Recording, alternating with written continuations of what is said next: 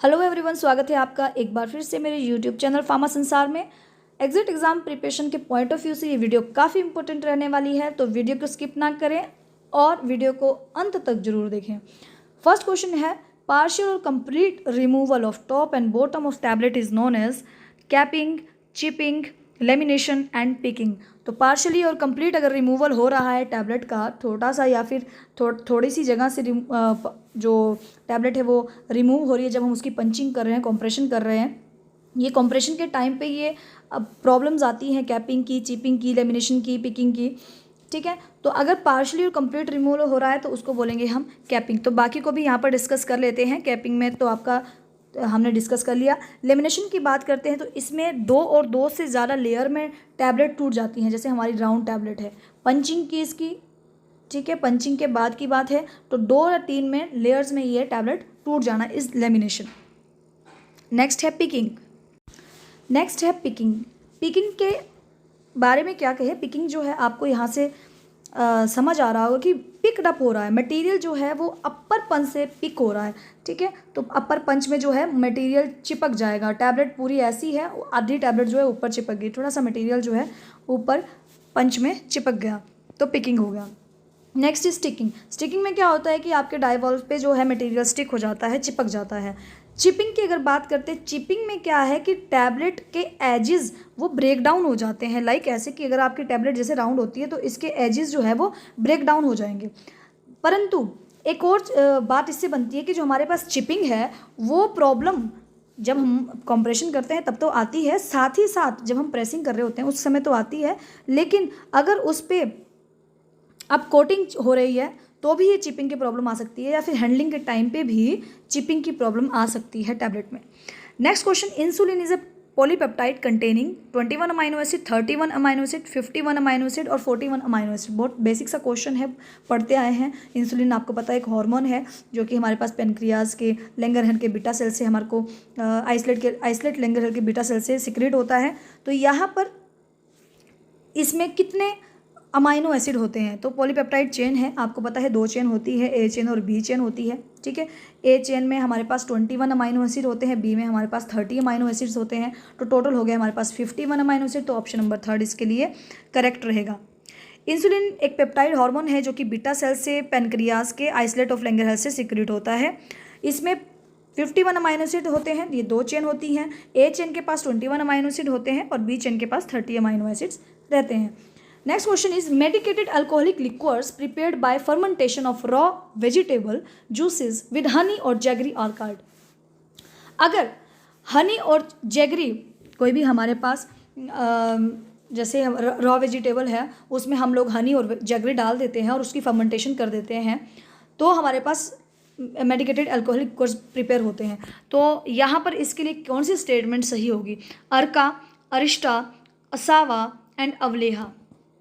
तो जो हमारे पास इस तरह की प्रिपरेशंस होती हैं जिसमें हम रॉ वेजिटेबल जूसेस की हनी और जैगरी मिला करके उसकी फर्मेंटेशन करते हैं, तो वो होते हैं असावास। बाकियों को यहाँ पर डिस्कस कर लेते हैं। अर्का क्या होती है? अर्का जो है वो एक तरह की लिक्विड प्रिपरेशन होती है। मैंने इस पर वीडियो भी बनाई हुई है आयुर्वेदिक डोसेस फॉर्म पे। अर्क हम चढ़ाते हैं, मतलब पानी अर्क देते हैं ना, सुबह सूर्य को अर्क, इस तरह से याद है, अर्क बोलते हैं। तो इस तरह से आप याद कर सकते हैं कि लिक्विड डोसेस फॉर्म की बात हो रही है। तो लिक्विड प्रिपरेशन होती है obtained by distillation of fresh flower and soft part of plant containing volatile constituent. जैसे कि आपका रोज़ वाटर बनाते हैं, इसमें क्या है, आपके जो भी सॉफ्ट पार्ट होता है प्लांट का, उसकी हम डिस्टिलेशन असेंबली लगाते हैं और हमारे पास जिन पर उनमें जो है वोलेटाइल प्रॉपर्टी होनी चाहिए। ठीक है, नेक्स्ट इज अरिस्टास। नेक्स्ट है अरिस्टा। अरिस्टा क्या होते हैं? वीक अल्कोहलिक प्रिपरेशन होते हैं जो कि हमारे पास डिकॉक्शन प्रोसेस से बनते हैं। ड्रग की हम डिकॉक्शन करते हैं। डिकॉक्शन में क्या होता है कि हम ड्रग को बॉयल करते हैं पानी में, ठीक है, और उसके अरिस्टा में क्या करते हैं, डिकॉक्शन के बाद उसको हम फर्मेंटेशन के लिए रख देते हैं। ठीक है, फर्मेंटेशन किसके साथ करेंगे उसमें मिलाएंगे हम हनी और शुगर। ठीक है, रॉ शुगर और हनी को मिला करके उसकी फर्मेंटेशन कर देंगे। अवलेहा में क्या है, ये sugar based semi solid preparations होती हैं जो कि ओरल यूज़ के लिए की जाती हैं। अवलेहा, लेपा, ये सेमी सॉलिड प्रिपरेशंस हैं। It involved evaporating the क्वाथ decoction to semi solid consistency and then adding medicament, sweetening and flavouring agent. इसमें क्या करते हैं हम, अवलेहा के अंदर से, अवलेहा तो एक सेमी सॉलिड प्रिपरेशन है, इसमें डिकॉक्शन के बाद इवेपोरेशन करते हैं हम जब तक उसकी कंसिस्टेंसी सेमी सॉलिड नहीं हो जाती, जब तक वो गाढ़ा नहीं हो जाता है। गाढ़ा होने के बाद उसमें हम मेडिकामेंट ऐड कर लेते हैं, या फिर जो भी हमारे पास फ्लेवरिंग एजेंट है, स्वीटनिंग एजेंट है, जो भी हमें ऐड करने हैं वो हम ऐड कर देते हैं। नेक्स्ट है which among the following is an anti dandruff agent. Options हैं zinc sulphate, selenium sulphide, zinc carbonate and sodium fluoride. Sodium fluoride जो है हमारे पास एंटी कैरीज हैं, डेंटल कैरीज हैं सॉरी, और हमारे पास जो एंटी डैंड्रफ है वो सेलेनियम सल्फाइड है। सबके लिए देख लेते हैं कंपोजिशन क्या क्या है। जिंक सल्फेट हमारे पास एस्ट्रिंजेंट है और एमेटिक के तौर पे इस्तेमाल किया जाता है, जिंक सल्फेट की बात करते हैं। सेलेनियम सल्फाइड एंटी डैंड्रफ हो गया, और जो हमारे पास सोडियम फ्लोराइड है वो हमारे एंटी कैरीज या डेंटल कैरीज के तौर पे इस्तेमाल किया जाता है। जैसे हमारे पास सोडियम फ्लोराइड हमारे वाटर में भी होता है, ठीक है, कुरली करके सो जाओ रात को, फ्लोराइड की लेयर हमारे दांतों पर चढ़ जाती है, तो ये बहुत इंपॉर्टेंट है। नॉन ऑर्गेनिक का यहाँ पर ये क्वेश्चन है। Manufacturing pharmacist in hospital pharmacy should be M pharma in. अगर मैन्युफैक्चरिंग फार्मासिस्ट है हॉस्पिटल फार्मेसी के अंदर तो वो एम फार्मा होना चाहिए किसके अंदर, फार्माकोग्नोसी, फार्मास्यूटिक्स, फार्माकोलॉजी और फार्मा केमिस्ट्री। तो देखिए फार्माकोग्नोसी, कोलॉजी और केमिस्ट्री तो क्या ही करेंगे अगर हमारे को यहाँ पर मैन्युफैक्चरिंग फार्मासिस्ट है हॉस्पिटल फार्मेसी में, तो वो होना चाहिए फार्मास्यूटिक्स में एम फार्मा, ठीक है। The area required for store room in hospital pharmacy.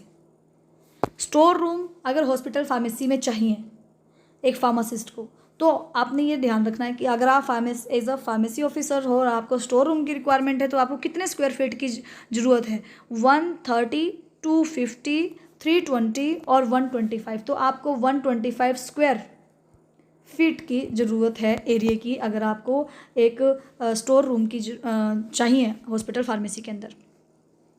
Required number of pharmacist up to 500 beds. 500 bed के ऊपर फार्मासिस्ट की रिक्वायरमेंट क्या होनी चाहिए, 8, 10, 3 और 15। तो ये है 3, 5, 8, 10 और 15। यहाँ पर 500 से ऊपर, यहाँ लिखती हूँ 500 से ऊपर अप टू 500 तो हमें 15 चाहिए। 300 से 500 के बीच में अगर है तो हमें 10 फार्मासिस्ट चाहिए। 200 से 300 के बीच में है बेड तो हमारे को 8 फार्मासिस्ट चाहिए। अगर 100 से 200 के बीच में है बेड तो हमारे को 5 फार्मासिस्ट चाहिए। अगर हमारे पास 50 से ऊपर हैं, 50 से 100 के बीच में है तो हमारे को 3 फार्मासिस्ट चाहिए। तो यहाँ पर पूछा गया है अप टू 500 बेड्स, तो हमारे पास ऑप्शन नंबर 4 साफ साफ सामने है। ऑप्शन नंबर 4 15 जो है हमारे को फार्मासिस्ट की रिक्वायरमेंट है अगर अप टू 500 बेड हैं। Head of pharmacy department in hospital pharmacy should be M pharma in. अगर हेड ऑफ डिपार्टमेंट की बात की जा रही है हॉस्पिटल फार्मेसी के अंदर तो pharmacognosy, pharmacology, pharmaceutics, pharma chemistry. तो फार्माकोलॉजी जो है इसके लिए करेक्ट आंसर हो जाएगा option number 2। How much square feet area required in pharmacy department, 120, 125, 250 and 325। तो इसका जो सही जवाब है option number 3, 250। Pharmacist requirement in small hospital, 3, 5, 8 and 2। अब यहाँ पर पूछा गया है स्मॉल हॉस्पिटल, मतलब 50 से 100 बेड होंगे वहाँ पर, छोटा हॉस्पिटल है, तो ऑप्शन नंबर ए फर्स्ट जो है इसके लिए करेक्ट हो जाएगा। तो ये कुछ क्वेश्चन थे, काफ़ी आसान से क्वेश्चन थे, हॉस्पिटल फार्मेसी के भी यहाँ पर डिस्कस किए गए। तो एग्ज़ाम पॉइंट ऑफ व्यू से, अगर exact exam point of view से देखें तो इस तरह के एग्जाम में क्वेश्चन पूछे जाएंगे। Thank you so much guys, keep learning, keep shining.